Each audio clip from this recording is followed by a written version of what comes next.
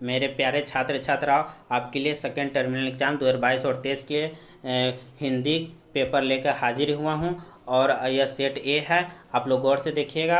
और यहाँ पे आपको फुल सोल्यूशन 1 से 60 तक क्वेश्चन का फुल सोल्यूशन आपको मिलेगा, फुल सोल्यूशन मिलेगा, ठीक है। तो आप लोग निश्चिंत रहिए। और यही एग्ज़ाम में हर एक क्वेश्चन आपको छपने जा रहा है, क्या छपने जा रहा है, तो आप लोग छाप के ज़रूर आइएगा क्वेश्चन 1 से 60 तक। और मुझे मज़ा आ जाएगा, उम्मीद है कि आप लोग पूरा वीडियो देखिएगा और ये क्वेश्चन पूरा 1 से 60 तक आप लोग छाप के आइएगा, ठीक है। तो चलिए मैं बिना देरी किए हुए क्वेश्चन की ओर बढ़ता हूँ। क्वेश्चन नंबर ए में है, बहादुर कहाँ के रहने वाला था? तो बहादुर नेपाल के रहने वाला था। और आपसे एक थोड़ा सा दरख्वास्त था, गुजारिश है, जो समझ लीजिए। आप इस चैनल पर अगर नए हैं तो इसे ज़रूर सब्सक्राइब कर दीजिएगा और लाइक कर दीजिएगा और दोस्तों के पास शेयर कर दीजिएगा, ताकि मैं जब भी वीडियो डालूँ सबसे पहले आप तक पहुँचे। और यह चैनल के नाम है life of study, life of study नाम है इस चैनल का। आप लोग जरूर इसे एक बार देख लीजिएगा और ध्यान में रख लीजिएगा। तो चलिए क्वेश्चन की ओर बढ़ते हैं। दूसरा नंबर क्वेश्चन क्या कह रहा है? बहादुर की उम्र कितनी थी?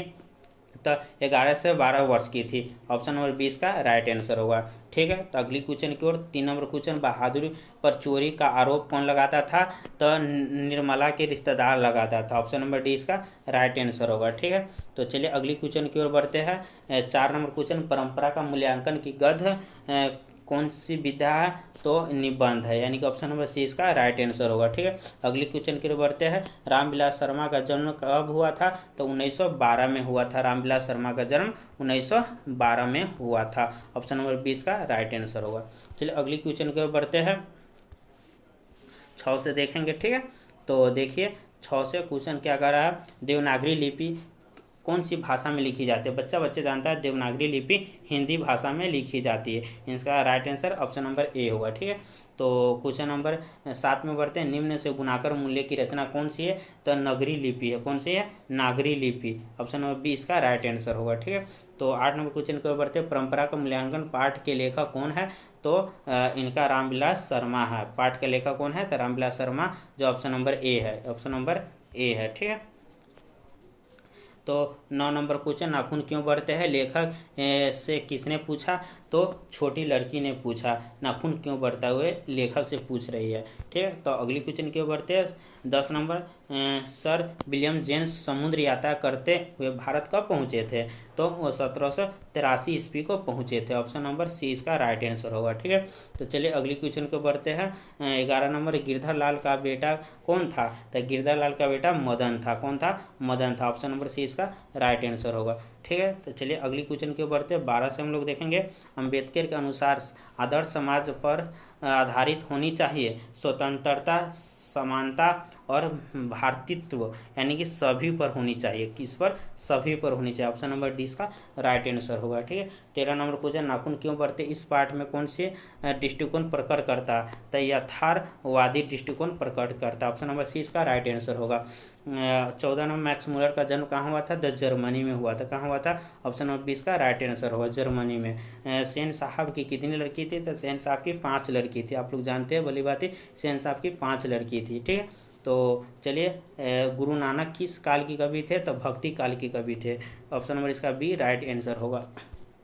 अगला क्वेश्चन को बढ़ते हैं। प्रेम वाटिका किसकी रचना है? तो प्रेम वाटिका रसखान की रचना है। ऑप्शन नंबर ए इसका राइट आंसर होगा, ठीक है। तो अगली क्वेश्चन की ओर बढ़ते हैं। अगला क्वेश्चन देखिए क्या करा। 18 नंबर, सुजान सागर किसकी रचना है? तो सुजान सागर भी रसखान की रचना है। ऑप्शन नंबर 20 का राइट आंसर होगा, ठीक है। तो अगली क्वेश्चन की ओर बढ़ते हैं। अगला क्वेश्चन क्या कर रहा है देखिए हम लोग। हिरोशिमा किस देश में? हिरोशिमा जापान में। हम लोग जानते हैं कि अमेरिका ने सबसे पहले जो परमाणु बम से हमला किए थे वो कौन सा देश था? जापान था। जो जापान की राजधानी है हिरोशिमा, ठीक है। ऑप्शन नंबर इसका राइट आंसर होगा। अभी वहाँ के बच्चे लांग ऊर्जा ही पैदा ले रहे हैं, यानी कि परमाणु बम बहुत ही शक्तिशाली बम होता है, ठीक है। क्वेश्चन नंबर 20 की ओर बढ़ते। हिरोशिमा शीर्षक कविता किस काव्य से संकलित है? तो सदा नीरा से। ऑप्शन नंबर 20 का राइट होगा। अगली क्वेश्चन की ओर बढ़ते हैं। दिनकर की दृष्टि में आज देवता कौन है? तो मजदूर किसान है। दिनकर की दृष्टि में देवता उनका कौन है? मजदूर किसान। तो ऑप्शन नंबर डी इसका राइट आंसर होगा। अगली क्वेश्चन को बढ़ते हैं, निम्न से दिनकर की रचना कौन सी है? तो ग्राम्य। कौन सी है? ग्राम्य। ऑप्शन नंबर सी इसका राइट आंसर होगा। 23 नंबर, भारत माता कवि किस काव्य संग्रह से संकलित है? तो ग्राम्य। ऑप्शन नंबर ए ही इसका राइट आंसर होने जा रहा है। ठीक है, तो 24 नंबर, सुमित्रा नंदन पंत का जन्म कब हुआ था? तो 1900 ईस्वी के हुआ था। कब हुआ था? 1900 ईस्वी को हुआ था। तो ऑप्शन नंबर सी इसका राइट आंसर होगा। ठीक है, तो चलिए अगली क्वेश्चन की ओर बढ़ते हैं। 25 हम लोग देखेंगे आगे। 25 नंबर कुछ निम्न से कौन सा भारतेंदु युग का महत्वपूर्ण कवि है? तो प्रेम धन। ऑप्शन नंबर ए इसका राइट आंसर होगा। ठीक है, तो अगली क्वेश्चन की ओर बढ़ते हैं। बद्री नारायण चौधरी का उपनाम क्या है? तो प्रेम धन था।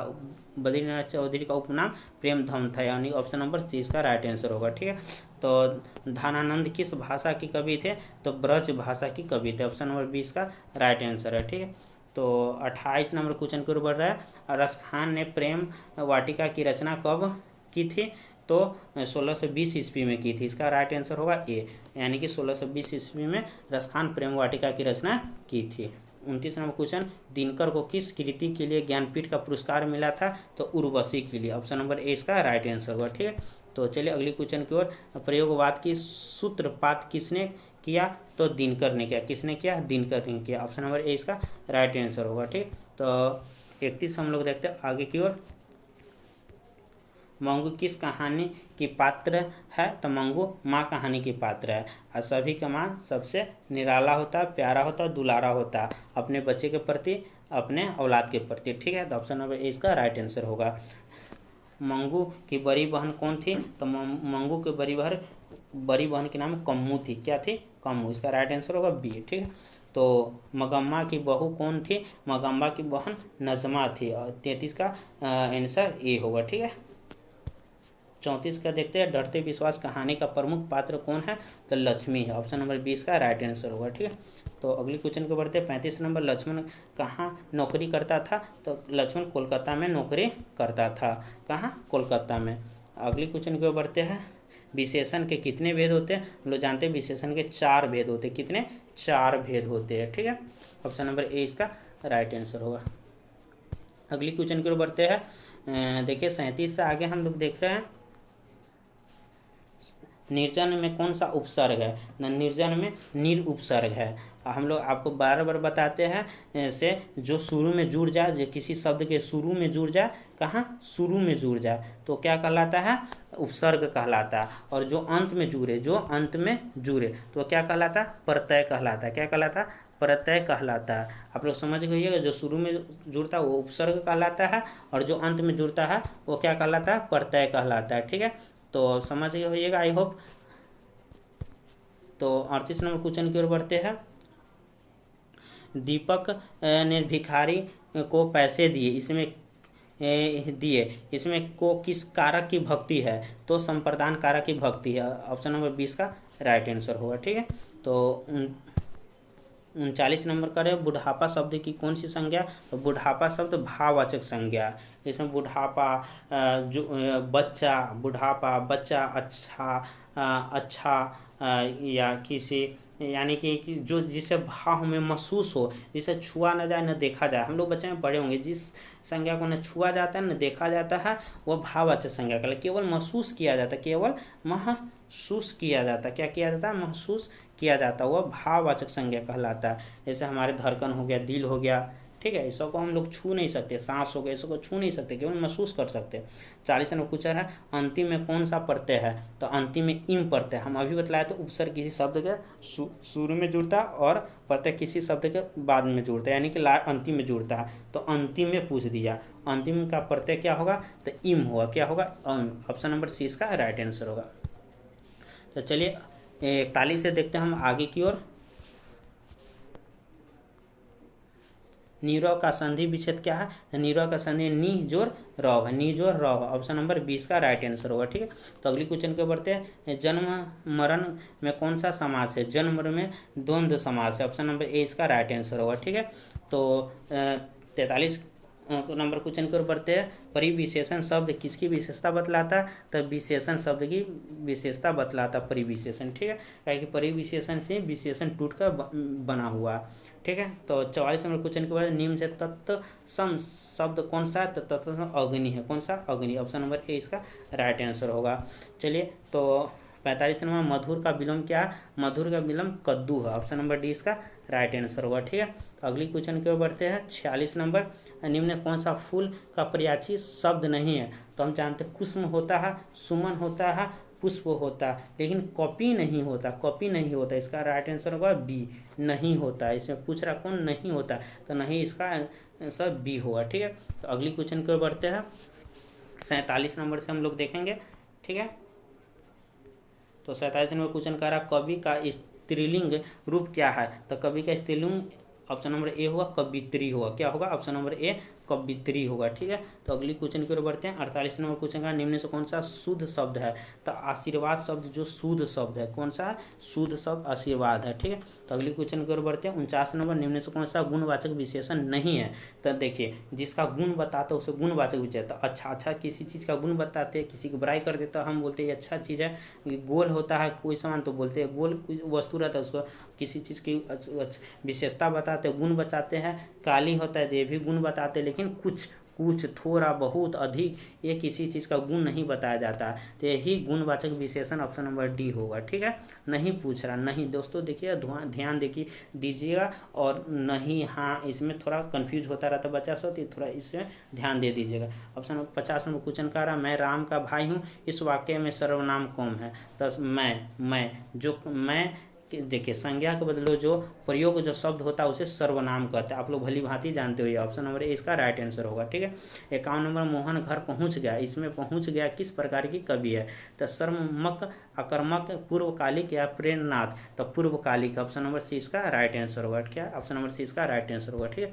तो 52 नंबर क्वेश्चन की ओर बढ़ते हैं। लौह पुरुष में कौन सा समास है? तो लौह पुरुष में कर्मधारय समास है। ऑप्शन नंबर सी इसका भी राइट आंसर होगा, ठीक है। तो अगली क्वेश्चन की ओर बढ़ते हैं। अगला क्वेश्चन हम लोग 53 से देखेंगे, ठीक है। बुढ़ापा में कौन सा प्रत्यय है? तो बुढ़ापा में आपा, हम अभी बोले तो उपसर्ग किसी शब्द के पहले जुड़ता है और प्रत्यय किसी शब्द के अंतिम में जुड़ता है। तो ऑप्शन नंबर इसका सी इसका राइट आंसर होगा। बुढ़ापा में आपा जो शब्द है इसका प्रत्यय होगा। 54 नंबर क्वेश्चन है निस्तेज में कौन सा उपसर्ग है? तो निस्तेज में निस उपसर्ग है। कौन सा? ऑप्शन नंबर सी इसका राइट आंसर होगा, ठीक। तो अगले क्वेश्चन को बढ़ते हैं। निम्न से कौन सा प्रश्नवाचक सर्वनाम है? तो तीनों होगा, यानी किसे, क्या, किसने। प्रश्नवाचक आप लोग भली बात ही जाते हैं, जिससे प्रश्न किया जाता है वो प्रश्नवाचक सर्वनाम कहलाता है। तो इसमें तीनों है, ऐसा ऑप्शन है तीनों से प्रश्न किया जा सकता है। इसका राइट आंसर होगा ऑप्शन नंबर डी, ठीक। अगली क्वेश्चन को बढ़ते हैं। 56 नंबर, गुरु नानक का जन्म कहाँ हुआ था? तो लाहौर में हुआ था। कहाँ हुआ था? लाहौर में। लाहौर कहाँ पड़ता? अभी पंजाब में, पाकिस्तान में पड़ता है। लाहौर अभी कहाँ पड़ता है दोस्तों, बतला सकते हैं? तो पाकिस्तान में पड़ता है, पाकिस्तान में पड़ता है, ठीक है। पाकिस्तान में पड़ता है लाहौर, ठीक है। तो चलिए अगली क्वेश्चन की ओर बढ़ते हैं। अगली क्वेश्चन क्या कर रहा है देखते हैं हम लोग। 57 नंबर क्वेश्चन का रहा सुमित्रा नंदन पंत कैसी कवि थे? तो छायावादी कवि थे। कैसी कवि थे? तो छायावादी। ऑप्शन नंबर 20 का राइट आंसर होगा, ठीक है। 58 नंबर क्वेश्चन है पंत ने मिट्टी की प्रतिमा उदासीन किसने कहा? तो भारत माता को कहा। ऑप्शन नंबर ए इसका राइट आंसर होगा, ठीक है।